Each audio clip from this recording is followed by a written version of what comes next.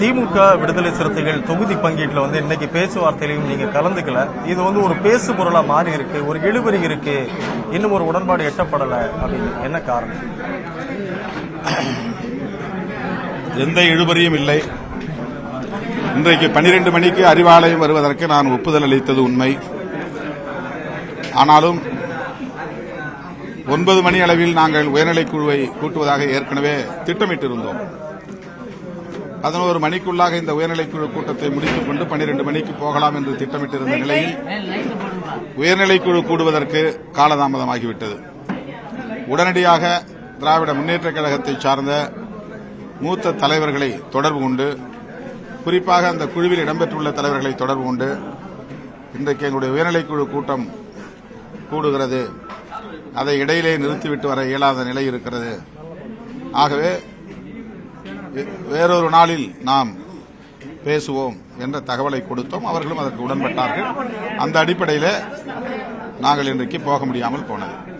2 தொகுதிகள் தான் விடுதலை சிறுத்தைகளுக்கு கொடுக்க முடியுங்கிறதுல திமுக உறுதியா இருக்காங்க. ஆனா நீங்க குறைந்தபட்சம் 3வது வேணுங்கிறதுல நீங்க உறுதியா இருக்கீங்க. இந்த 2 பக்கமும் இருக்கக்கூடிய இந்த ஒரு விடாப்பிடியான ஒரு இது எப்போ ஒரு முடிவுக்கு வருவதற்கான சூழல்?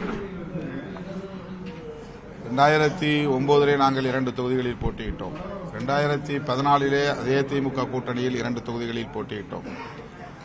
2019 திமுக கூட்டணியில் 2 தொகுதிகளில் நாங்கள் போட்டியிட்டோம். இந்த தேர்தலில் நாங்கள் 3 தொகுதிகளிலாவது போட்டியிட வேண்டும் என்று விரும்புகிறோம். எங்கள் விருப்பத்தை திமுக பேச்சுவார்த்தை குழுவிடம் தெரிவித்திருக்கிறோம். பரிசீலிக்க வேண்டும் என்று வலியுறுத்துகிறோம். கிடைக்காவிட்டால் என்ற ஒரு பேச்சுக்கே இடமில்லை. திமுக கூட்டணியில்தான் நாங்கள் இந்த தேர்தலை சந்திப்போம். 3 தொகுதிகளை கேட்டு பெறுவதற்கு முயற்சிக்கிறோம், அவ்வளவுதான். தேர்தலுக்கு கால அவகாசம் இருக்கிறது, அதனால நம்ம அவசரம் காட்ட வேண்டாம், ஒப்பந்தத்தில் கையெழுத்து போட வேண்டாம்னு நிர்வாகிகள் இந்த கூட்டத்தில் உங்க கேட்டுக்கிட்டதா சொல்றாங்க. அப்படிங்கிற பட்சத்தில் எப்போ இது பண்ண போறீங்க? ஒப்பந்தமா இல்ல அல்லது முதலமைச்சரை பார்த்து பேசணுமா? இல்ல, 12 மணிக்கு அறிவாலயம் போக வேண்டும், அங்கு பேச்சுவார்த்தைக்கு ஒப்புதல் அளித்திருக்கிறோம் என்ற தகவலை நான் சொன்னபோது, உயர்நிலைக் குழுவை நாம் முடித்துக் கொள்ளலாம், அதற்காக பாதியிலே உயர்நிலைக் குழுவை அவசரமாக முடிக்க வேண்டாம், வேண்டுமானால் அங்கே தொடர்பு கொண்டு தேதியை மாற்றி கேளுங்கள் என்று சொன்னார்கள். அதுதான் தகவல், வேறொன்றும் இல்லை. விடுதலை சிறுத்தைகளை பொறுத்த மட்டில் இந்த தேர்தல் அப்படிங்கிறது வழக்கமாக இருந்த ஒரு 2 சீட்டு வேண்டாம், ஒரு மாற்றத்தை கொண்டு வரணும் அப்படிங்கறதுல நிர்வாகிகள் தொண்டர்கள் உறுதியா இருக்காங்க. நீங்க அந்த ஸ்டாண்ட்ல இருக்கீங்களா? நம்ம உயர்நிலைக் குழுவில் இருக்கக்கூடிய தோழர்கள் அனைவரும் முன்னணி பொறுப்பாளர்கள், மூத்த பொறுப்பாளர்கள், பல தேர்தல்களை சந்தித்த அனுபவம் உள்ளவர்கள். ஆகவே அவர்களுடைய உணர்வுகளை மதிப்பதும் அவர்கள் கருத்துக்களை நான் கேட்டு தெரிந்து கொள்வதும் தேவையான ஒன்று. அந்த அடிப்படையிலே தான் இந்த 2வது கட்டமாக நாங்கள் உயர்நிலைக் குழுவை இந்த தேர்தலை ஒட்டி கூட்டியிருக்கிறோம். அவருடைய விருப்பத்தை கேட்டு தெரிந்து கொண்ட பின்னர் இருக்கிற சூழல்களை நான் அவர்களுக்கு விளக்கியிருக்கிறேன்.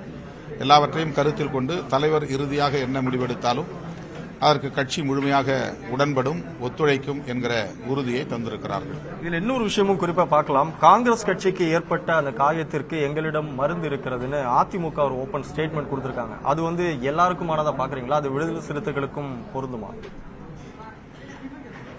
அதிமுக ஏற்கனவே தங்களோடு பயணித்தவர்களை கூட்டணியில் இணைத்து அவர்களோடு தொகுதி பங்கீடு செய்வதில் ஆர்வம் காட்டுவதை விட திமுக கூட்டணியில் இருப்பவர்களுக்கு அழைப்பு விடுப்பது என்கிற நிலைப்பாட்டை எடுத்திருக்கிறார்கள் என்றால் அவர்கள் என்ன நோக்கத்தில் பாஜகவிலிருந்து வெளியே வந்திருக்கிறார்கள் என்பதை இதிலிருந்து புரிந்து கொள்ளலாம்.